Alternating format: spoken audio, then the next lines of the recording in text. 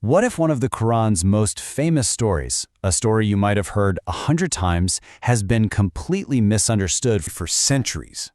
Today, we're diving into one of the shortest and, honestly, one of the most famous chapters in the entire Quran, Surah Al-Masad. But the big question we're asking today is a pretty wild one. What if, this whole time, we've had a case of mistaken identity? Dr. Hani challenges everything we thought we knew. All right, so first things first, let's just quickly go over the story of Abu Lahab that most of us probably learned as kids. He's the Prophet's uncle, a sworn enemy, and a whole chapter of the Quran predicts his doom and that of his wife. This is the standard version, pulled from traditional histories. But, and this is a big but, Dr. Hani points out that when you actually hold this story up against the Quran itself, some pretty serious cracks start to show. Yeah, this is where it gets really interesting. Because when you look at it through the lens of the Quran's own internal logic, the traditional story doesn't just have cracks, it creates these massive theological paradoxes, the kind you just can't ignore.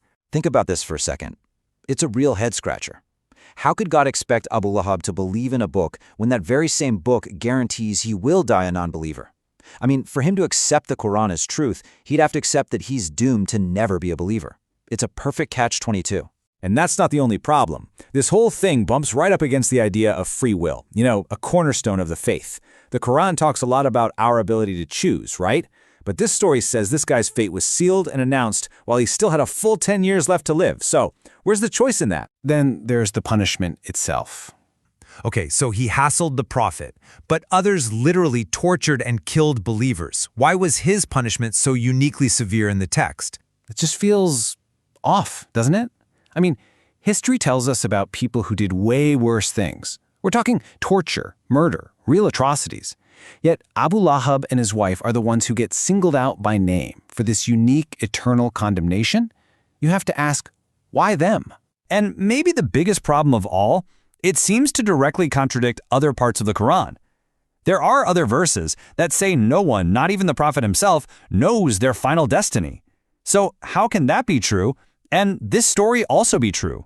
They can't both be right. So with all these paradoxes piling up, you have to wonder, could the traditional story just be wrong? All these questions are screaming for a new explanation. And Dr. Hani puts forward a completely different identity for Abu Lahab. Abu Lahab isn't a proper name at all. It's a title, a description. Abu means father of, and Lahab means flame, the father of flame. It's a fitting title for the ultimate tyrant, the one known for torturing people with fire, Pharaoh. It changes everything.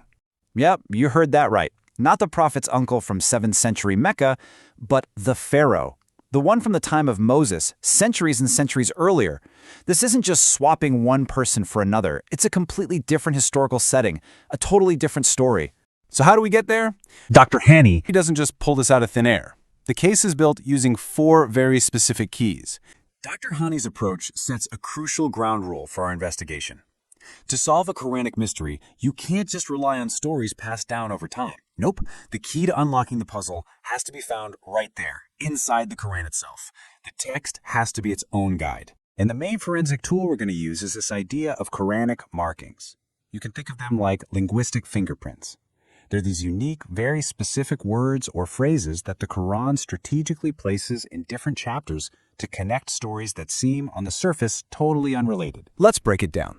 We're going to walk through each of these 4 proofs, one by one, to see exactly how this conclusion is reached using nothing but the source text.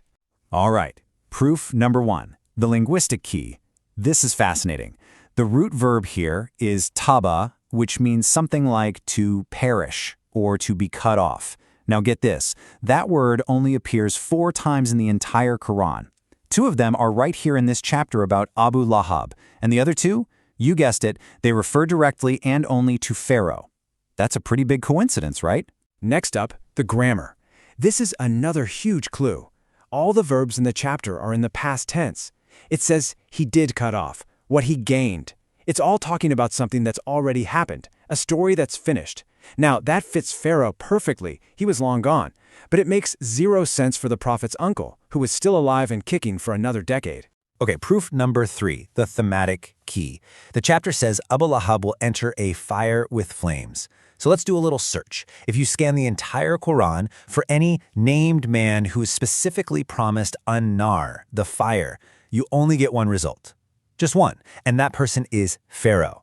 Again, the text itself seems to be pointing in one very specific direction. And finally, the contextual key. This is where it all clicks into place.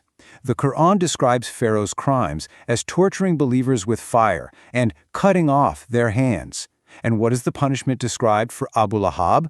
To be burned in a fire with his own hands cut off. It's a perfect mirror image. The punishment is an exact match for the crime. Okay, so if Abu Lahab is Pharaoh, that solves a lot of problems. But it opens up a huge new question. Who is his woman, the carrier of firewood? And this, my friends, is where the whole thing takes its most incredible, stunning twist. Because the identity of his woman doesn't just add a new detail. It completely reframes the end of the chapter. It turns it from a curse into something else entirely, a tribute. See, the Quran is totally clear elsewhere that Pharaoh's woman, Imra'at Firaun, was actually a righteous believer, a good person who literally prayed to God to be saved from Pharaoh's evil. So there is no way the verse is condemning her to hell with him. It just doesn't compute. That means we have to be reading those words about her wrong. And that's exactly what Dr. Hani argues. He shows that these Arabic phrases have much deeper, more nuanced meanings. Hamalat al-Hatab isn't just a carrier of firewood. It can also mean the one who took on the burden against the cutting. And Hablun min Masad isn't just a simple rope of palm fiber. It can mean a tight, twisted bond, like a secret pact or a deep commitment. So, when you plug these richer meanings back into the verse, the whole thing just flips on its head. It's not a description of a punishment at all. It's describing her heroic act. She's the one who took on the burden, that tight, secret bond, to protect the baby Moses from being cut off by Pharaoh's terrible decree. So let's just put these two interpretations side by side. On the one hand, you have the traditional story, a local feud that creates major theological headaches. And on the other, you have Dr. Hani's reading, a profound story about history's greatest tyrant, Pharaoh, and the amazing hero who stood up to him to save a prophet. And this version, it solves every single one of the paradoxes we started with. So why is this a big deal? Because this reading completely elevates the chapter.